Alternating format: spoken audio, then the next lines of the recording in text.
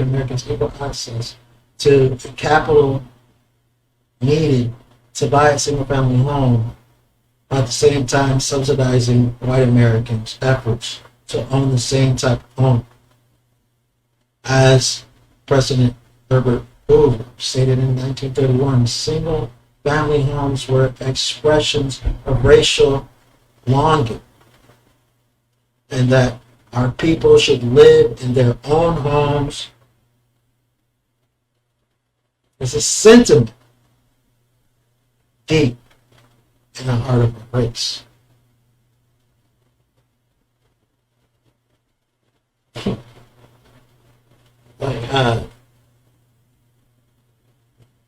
Forming an understanding for who's going to be living in the apartment buildings. Like, the passage of the Fair Housing Act in 1968 outlawed housing discrimination, but did not fix the structures put in place by 100 years of discriminatory government policies, and residential segregation continues today. Average urban black person in 1890 lived in a neighborhood that was only 27% black. In 2019, America is as segregated as it was in the 1940s, with the average urban black person living in a neighborhood that is 44% black.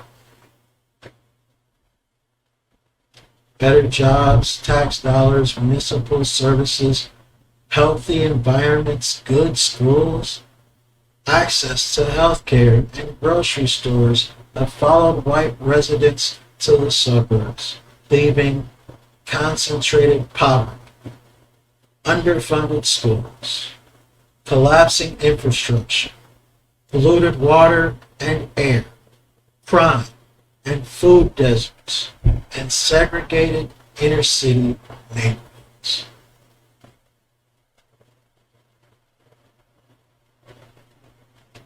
In California, the federal, state, and local government created segregation through redlining, zone ordinances, decisions on where to build schools and highways, discriminatory federal mortgage policies. California's sundown towns, a term derived from municipal signs announcing that African Americans must leave by dusk. Like most of the suburbs in Los Angeles and San Francisco, prohibited African Americans from living in entire cities throughout the state. The federal government financed many whites-only neighborhoods throughout the state that are homeowners, loan corporations, maps used in redlining describe many Californians' neighborhoods in racially discriminatory terms. For example, in San Diego, there were servants areas, La Jolla, and several areas restricted to the Caucasian race. I don't even know how we fail to see that today. I really don't. I try, but I don't know how we fail to see that these issues are still occurring. Have you ever gone into a homeless shelter? And see how many people that are living inside of the homeless shelter are actually Caucasian, not mixed, not have a certain amount of melanin inside their blood, but actually Caucasian from Europe. Direct. There's so few, it is pathetic. That's not to say, go get some white people and throw them in here.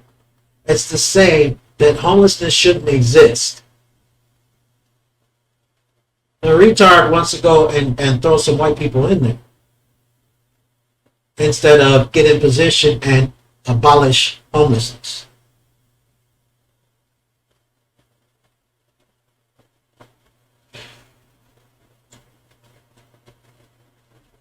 During World War II, the federal government paid to build segregated housing for the defense workers in Northern California.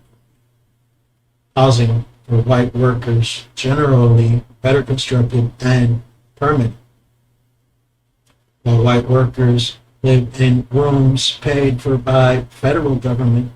Black wartime workers lived in cardboard shacks, barns, tents, and open fields. Shit is still going on today. It's terrible. It's terrible.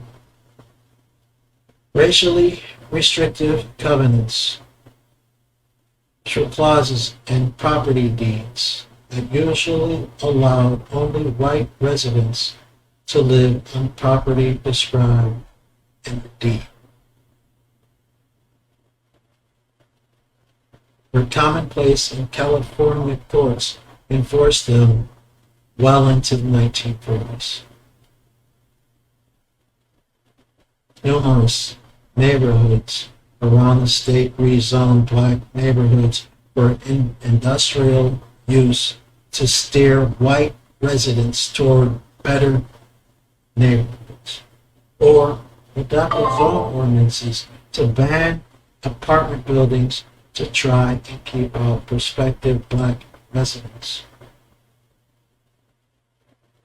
State agencies demolished thriving black neighborhoods, the same are in the name of urban renewal and park construction. Operating under the state law for urban redevelopment, the city of San Francisco declared Western Addition blighted and destroyed the fulfillment San Francisco's most prominent black neighborhood and business district. In doing so, the city of San Francisco closed 883 businesses, displaced 4,729 households, destroyed 2,500 Victorian homes, and damaged the lives of nearly 20,000 people. The city then left the land empty for many years.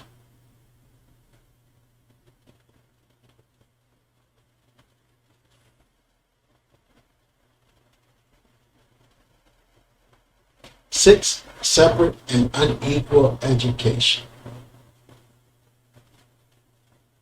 Separate and unequal education.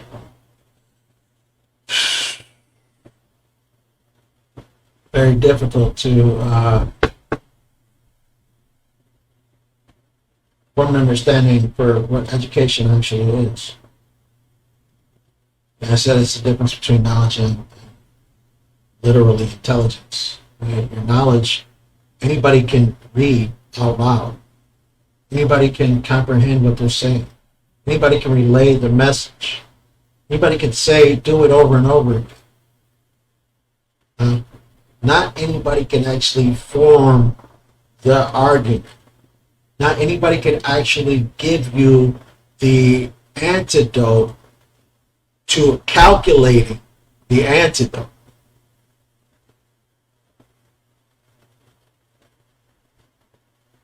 So that's where we separate ourselves from knowledge and intelligence. Just being able to think doesn't make you intelligent. But having answers. Calculating and having the answers without being told the answers. That's what makes you an intelligence. So that's what I'm trying to learn to be myself. Trying to become a wise old man, flipping 50 on. Because, after going through all of this shit and still going through it today, it's not a whole open amount of understanding that you need to be reading as much as possible. If not every day, at least a couple of times a week. It doesn't just resonate in the mind that you are needing to understand your own time. It doesn't